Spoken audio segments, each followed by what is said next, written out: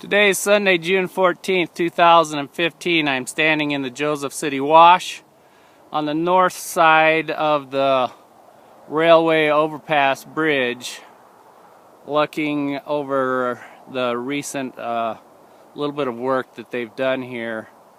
They had a large backhoe in here. They dug a hole out, loaded that on with a loader, and pushed the dirt down the right-of-way side here on the north side. And then, as I'll go and show you, they went on the south side and they did some work as well. The problem, as you can see here, is if a large runoff were to hit here, you're still looking at a dam. You're not looking at an underpass. You can see that water has pooled up here in the hole that they dug. But as we get to the top here, you'll see that it hasn't been able to run on down towards the river, and I'll explain to you why. But just looking here, you can see there's still quite a bit of dirt there that would cause a backup if a large runoff were to happen. This amount of water that's right here is just a little bit of irrigation runoff that was allowed to go down the wash. Here's where they pressed the dirt, but the area of concern is right back here. It's been flooded 3 times, and when I get a little bit higher, I can show you that a little bit better.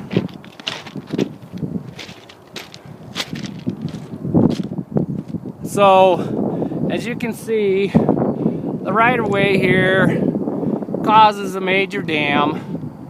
The Joseph City Wash comes from the hills out of the north from this direction. Down here, just on this side of that power plant you see, is the Tanner Wash. And what has happened in the past 3 times is those washes have run big enough that the water could not get underneath the right-of-way due to the right-of-way not being cleared. And this entire area here then was flooded. The last major flood, there wasn't quite as many homes here, but you can just see through the trees to the right side of that brown barn, the top of a house. That house had 5 feet of water in it. That house belongs to my mother, Martha Larson, and this is why we're here today. On April 7th of this year, 2015, I contacted the railway through the internet, and to my surprise, actually, I received a quick response from a gentleman who said they would take care of the issue, and if I hadn't seen any work done within a few days, to please contact him back. That was on April 8th. So I was thinking that they might hold up to their word. So here we are now on the south side, and you can see where, again, they dug a hole and they started to scoop some of the dirt out from under the bridge, but then left before they had even finished that. The problem is there's nowhere for this water to go. So small runoffs right now are going to just fill this up. If a large runoff happens, any work that they've done here is going to be totally moot. Hasn't gained a thing. Now, I'll go down here so you can get just a little better perspective from the south side.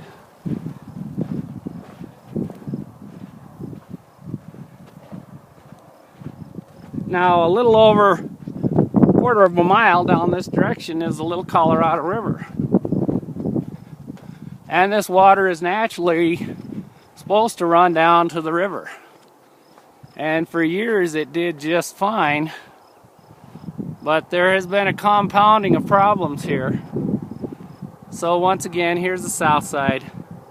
You can see that they didn't even attempt to dig it out clear from side to side. They got close to the sides, but so they haven't taken full advantage of the amount of room they have there to clear. But again, they didn't even clear all the dirt out from under the bridge.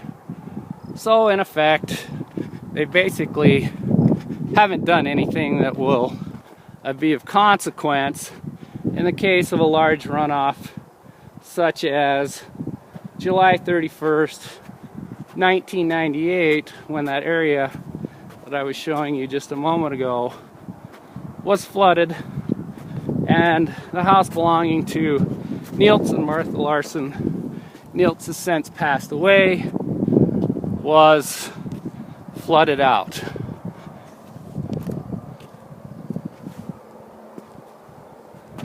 Now, as I was saying, when I first came down here in 1965,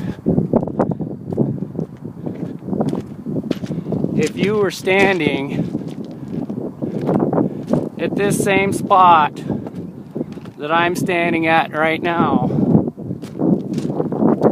about halfway across the bridge, as you would look this way, this dike that I'm showing you on the east side and this dike that I'm showing you on the west side was not there.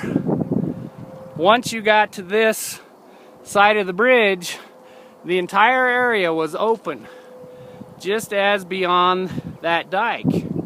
So after water cleared the bridge back in those days, it could quickly disperse.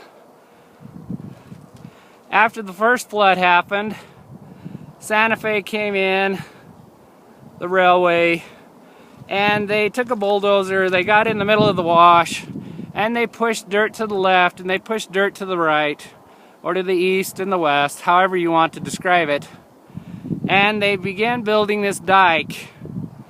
There was no intention to build the dike. They were trying to do a half-hearted job of cleaning out the wash. Well, what they've now done is they've made a channel that traps water. So as water comes from this side, what little bit can get under the bridge is trapped in this channel. It can't disperse. So it all backs up on this side, and water obviously goes to the lowest point, and it floods this area, and that's the reason the homes were flooded. A proper fix to this would obviously be dig out under the bridge from side to side completely, 10 feet of clearance, and then to push these dikes and move those dikes out of the way. Those dikes are not natural. They were created by the railway. So not only does the right-of-way itself cause a problem, but now they have compounded the problem by causing this channel. And with this channel here, the water can't naturally disperse into the floodplain and flow onto the river.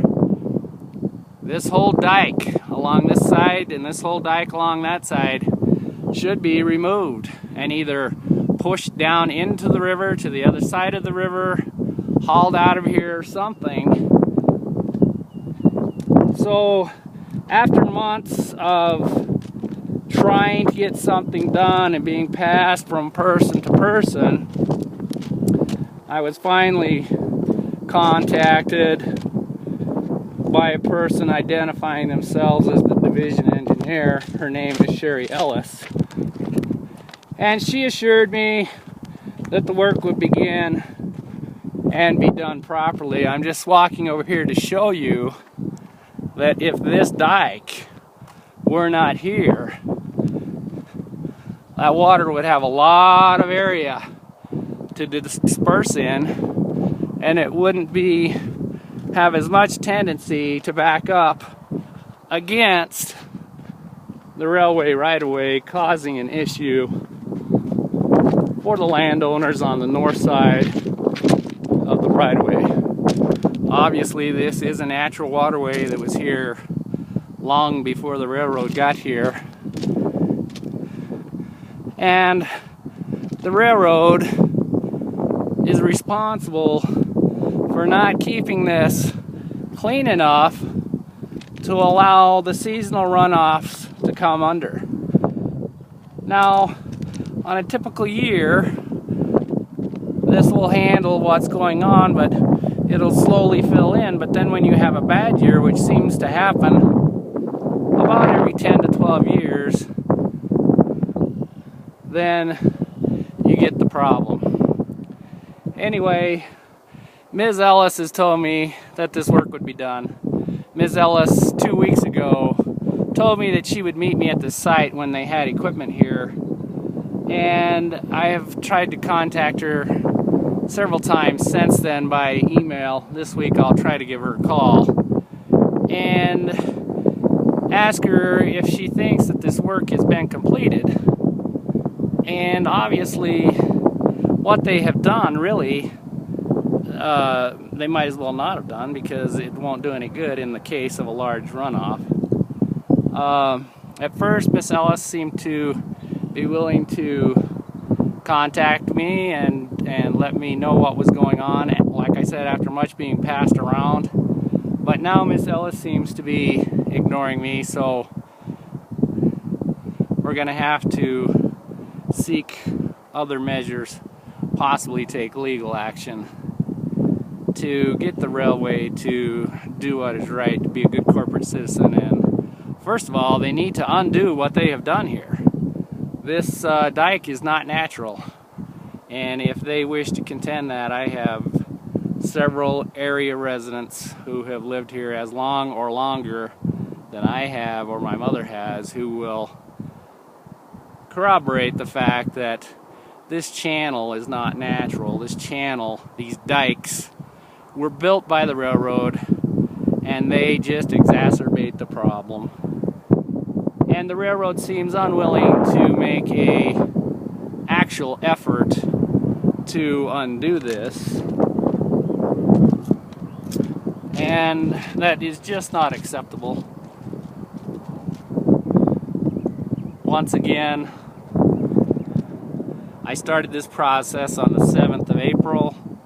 I received an email back on the 8th of April that the work would be done within a few days, and if it hadn't been done, to please contact that person back, which I did. I then got passed from person to person to person. Here we are now, June 14th. Work still is not completed. We're approaching the rainy season. Odds on that we're going to have another large flood. And if another large flood comes and the water backs up into this area, the railroad is wholly going to be responsible. They can't pass responsibility off onto anybody else. It's their right-of-way that has created the dam across this natural right-of-way. It's their responsibility to allow the natural water to flow through, and they haven't done that over the years. They have not maintained it properly. And Ms. Ellis has proved to be pretty much like the rest of the people and not stood by what she originally told me. So I made this video to actually document what's been done and what needs to be done, and I'll get this posted to YouTube.